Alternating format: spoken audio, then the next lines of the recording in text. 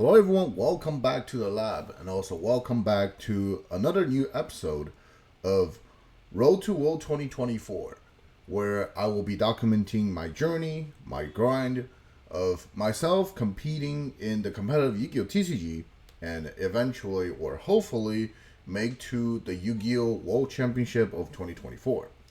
That being said, let's start today's new episode. Well, I know it has been almost a month since I updated the last one during beginning of March, but truthfully speaking, the entire March was very boring.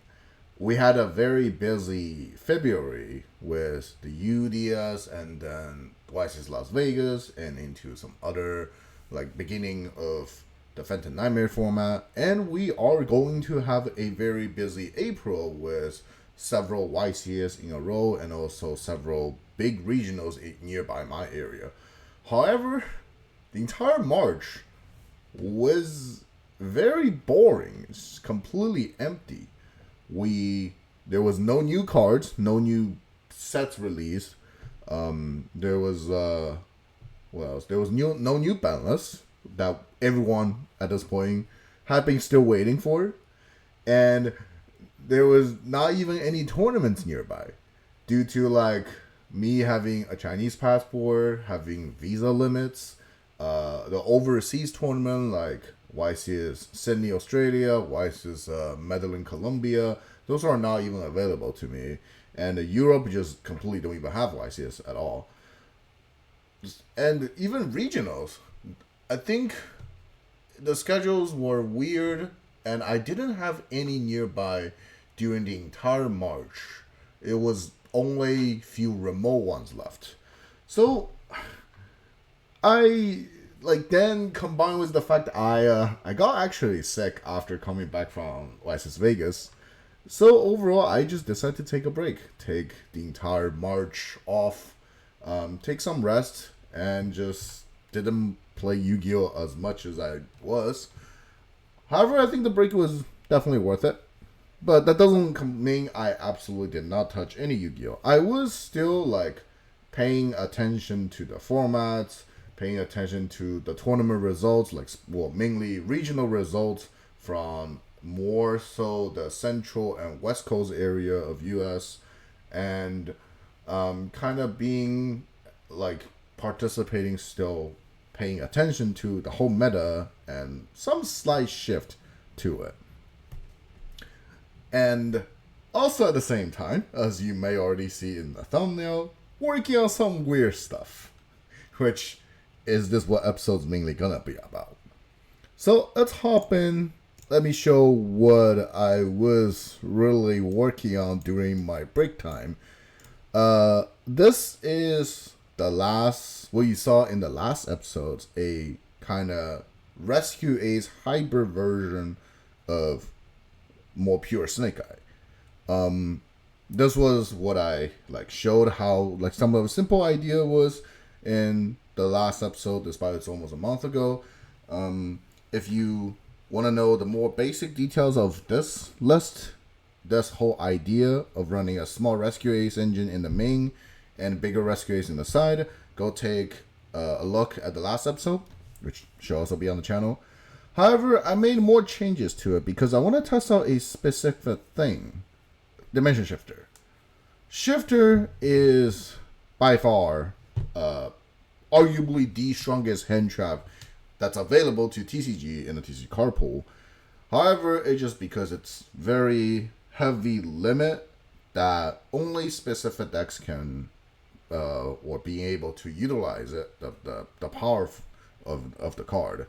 And Snake Eye, unfortunately, isn't really one of the card. It's more so becoming a tool that other people, other decks using it against Snake Eye. However, there was a deck that was utilizing it, even myself included, Rescue Ace. Back when I was playing Rescue Ace doing Age of Overload format, during around like October, November, I did side Dimension Shifter in my race as a tool, a very effective tool against popular decks in that format, such as T-Elements or even Purely, and even sometimes against like Vanadium as well. So having this already like half Rescue Ace deck, just adding more things that synergize well with Rescue Ace was one of the idea came up in my mind. How good is this idea? When I side in race cards, in some matchups, I'm able to even board in stronger hand traps, like specifically Shifter, into the deck. And this, in theory, should have a very good matchups in against Snake Eye, or especially Snake Eye Fire King variants, so on and so far. So I tested. In theory, it works very well because we are reaching like a very weird point that no hand traps are good, even you running 15 or plus. The hand traps, because all the combo lines has been evolving, are slowly becoming less and less effective. Ash, specifically, has already been less effective due to itself being a fire. So my opponent's play will open up their heater lineup. So essentially, it's not like as impactful as it had been in the history. And other hand traps like Droll, because Pure Snake Eye has a rising, and then Fire King Snake Eye has kind of be decreasing, resulting Droll, a hand trap that's not as good against Pure Snake Eyes, just overall becoming less popular. As you may even see results from, I guess, White Since Las Vegas a month ago, there has been already players doing well with only one copy of Droll and Lockbird in the main deck, specifically almost just as a cross-out target, not as another viable hand trap. So Droll is also been kind of declining. Then there's also even Nib, because now everyone know the optimal line to do to play that counter Nib the most. Nib alone has been less and less effective. Nib is almost only good when it paired into with other hand traps at this point. So this is like a kind of trend through the entire March, where a lot of the non-engines, a lot of the specifically hand trap non-engines, has been less and less effective. So what's the best way to kind of quote unquote patch this thing? How to solve this problem? The first way to do it, which a lot of other people tried, is just completely going through into a different approach, where you saw Joshua Schmidt played a complete board breaker version, including some of the Sky Striker card, just no hand traps. Play that approach for the mirror, which has worked. It has some results on it, and you also see, I think, Yasing and Jojo from YC Sydney with a complete side deck of like triple tag, mind control, change of heart, snatch steal, just those cards that take the opponents. And those cards, that like idea has also been proving with some results. So there are definitely people just saying since hand trap are becoming worse, they just completely give up hand trap and find a different way to do it, which they definitely succeeded with it. It just, we still can agree on if that's a better way to do it. It's a good way, a good alternative way of just massive hand traps, but it's not necessarily a better way at this point. So that's one way to solve this problem. There's another way to solve the problem, is running the hand traps that people haven't been trying or haven't been even thought about it. Specifically ones including Dimension Shifter and Impulse. Impulse is not really a hand trap. Impulse plus Fire Attacker will just draw into it will just increase the chance you see specific pairs of hand trap, to be exact. So ideally it just running Impulse will increasing the odds of pairing of Nib and, for example, like a Veiler or Mourner. So you just hoping you're resolving like Nib +1 more often than without Impulse. So that's more a standard thing. That's more like easier to understand thing. However, shifter running shifter in Snake Eye decks is something I guess I only myself did. Have you ever tried putting chocolate on in a hot pot? That's kind of the idea of those.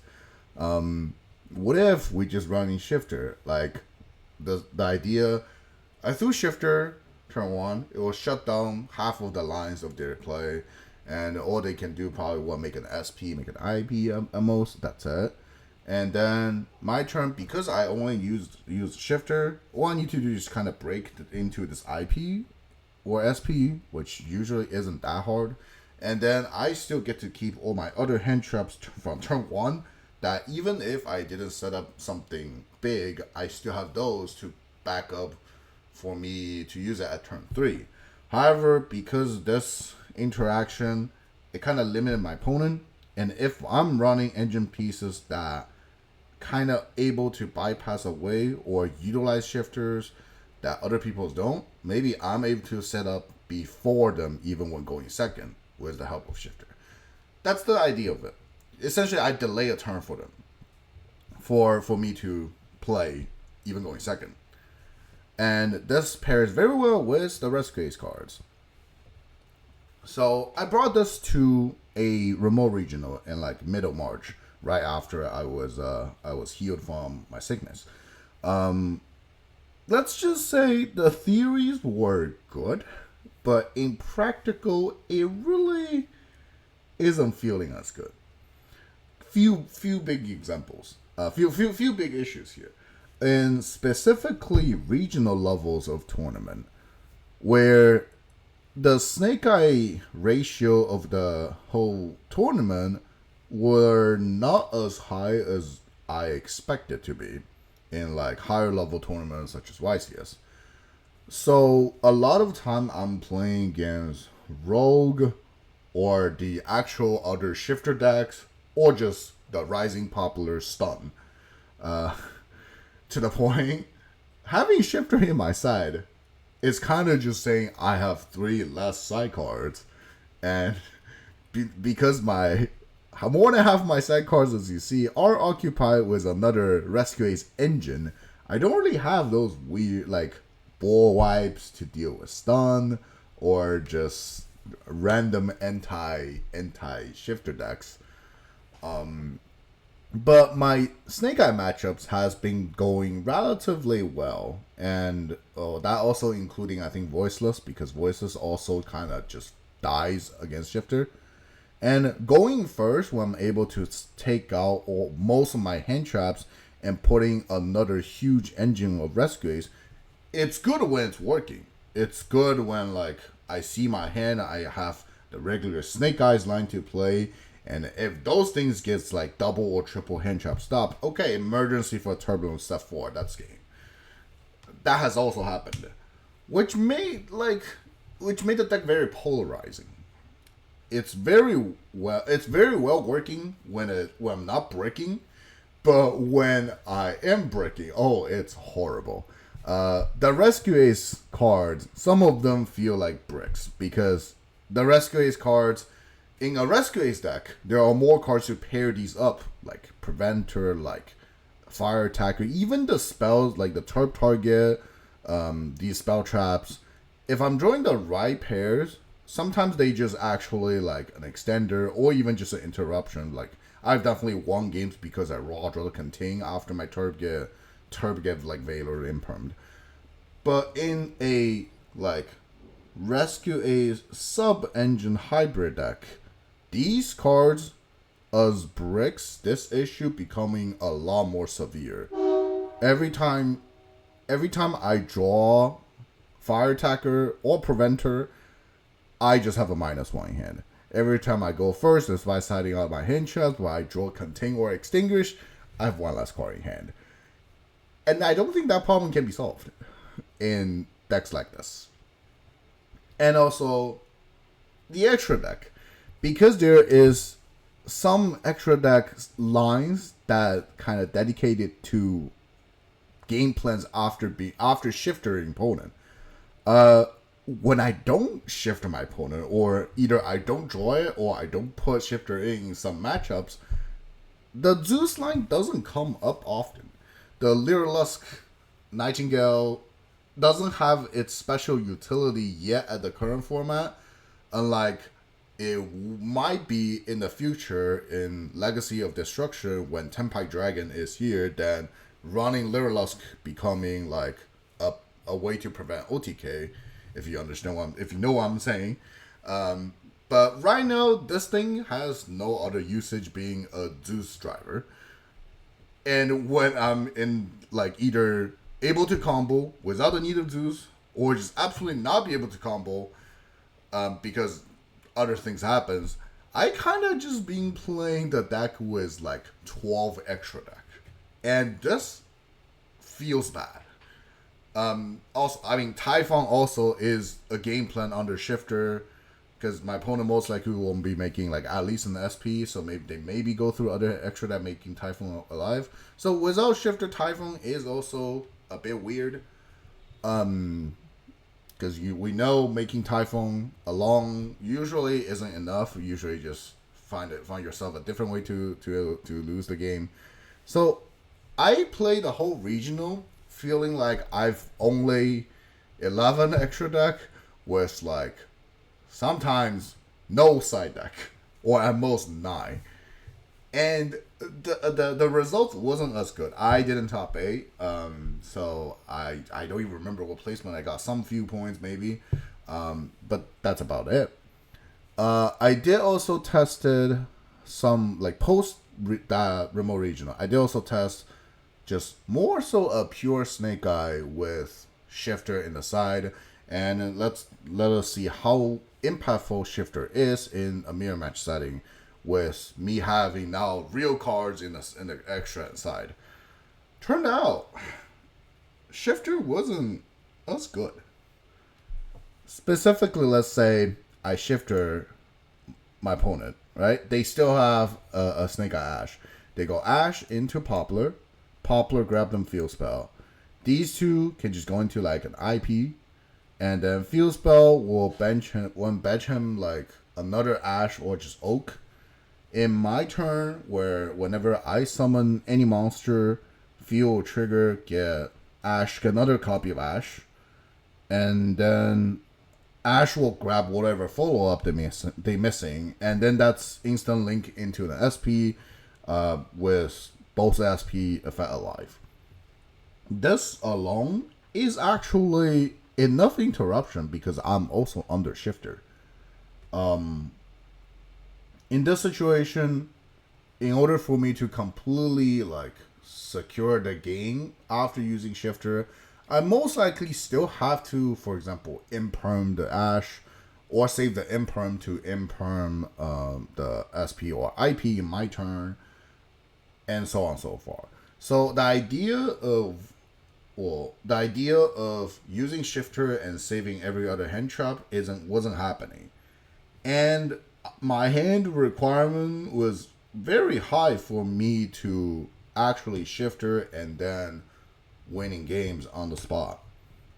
There are also, because Diabell always exists, like even I'm putting Shifter, I still have to keep some number of Diabell and Wanted, probably like a 1 and 2 something at least.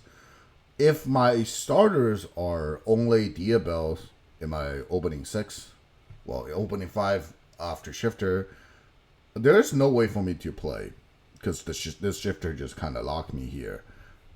So if I take Diabell away from the whole deck, then the deck feels like not having enough starter to combo, and or sometimes just not having enough extenders, or if in the situation where I don't draw Shifter, I have no Diabell in the whole deck, like as another layer to push.